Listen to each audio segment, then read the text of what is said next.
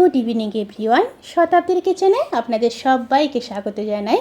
আজকের রেসিপি শাহি গরম মশলা। আমরা মোটামুটি অনেক রান্নাতেই গরম মশলা ব্যবহার করে থাকি, বেশিরভাগ ক্ষেত্রে দোকান থেকে কিনেই ব্যবহার করা হয়ে থাকে।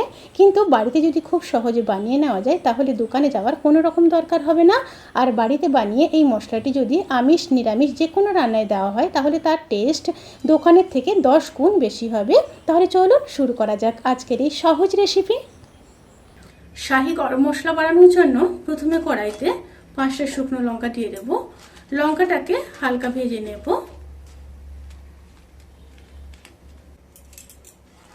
লঙ্কাগুলো খুব ভালোভাবে ভাজা হয়ে গেছে। এরপর দিয়ে দেব দারচিনি, বেশ কিছুটা দারচিনি দিয়ে দিলাম।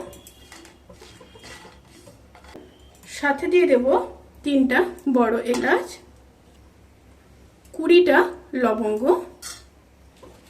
25টা এলাচ, জায়ফল একটা একটু থেতো করে নিয়েছি, আর জয়িত্রী দিয়ে দেব 4টা। একটু নেড়ে নেব। এই সময় কিন্তু স্টিমটা অতি অবশ্যই লোতে থাকবে। এবার গোলমরিচ দিয়ে দেব প্রায় 25টা।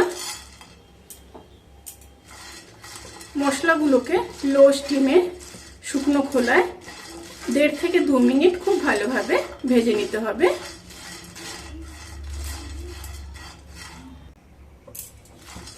মশলাগুলো ভাজা হয়ে গেছে। এরপর গ্যাসের ফ্লেমটাকে অফ করে দেব,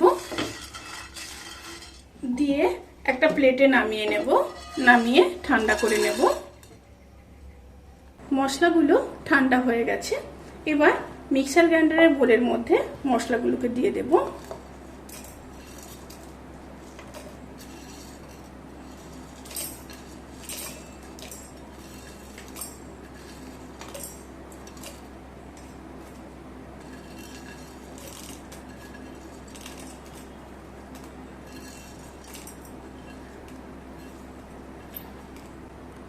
এবার খুব ভালোভাবে গুঁড়ো করে নেব।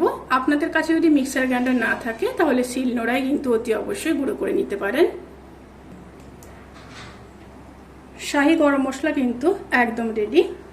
এরপর একটা বোলের মধ্যে আমি নিয়ে নিচ্ছি। আর অনেক দিন পর্যন্ত স্টোর করে রাখতে চাইলে একটা এয়ারটাইট কন্টেনারে রেখে ফ্রিজের মধ্যে যদি রেখে দেন তাহলে কিন্তু অনায়াসে 3 থেকে 4 মাস আপনারা স্টোর করে রাখতে পারেন। এইভাবে আমি এয়ারটাইট কন্টেনারের মধ্যে স্টোর করে রেখে দিলাম। আমি কিন্তু ফ্রিজেই রাখবো। ফ্রিজে রাখলে অনেক দিন পর্যন্ত কিন্তু স্টোর করে রাখা যায়। ভিডিওটি কেমন লাগলো প্লিজ কমেন্ট করে জানাতে কিন্তু ভুলবেন না। যদি ভালো লেগে থাকে তাহলে সাবস্ক্রাইব করে পাশে থাকা বেল আইকন প্রেস করে নোটিফিকেশান অল করে রাখবেন। তাতে করে আমি যত রেসিপি দেব সমস্ত লিঙ্ক আপনাদের কাছে পৌঁছে যাবে। আপনারা সবাই ভালো থাকবেন, সুস্থ থাকবেন, সাবধানে থাকবেন। আজকের মতো এই পর্যন্ত। পরের ভিডিওর জন্য অপেক্ষা করুন। টাটা।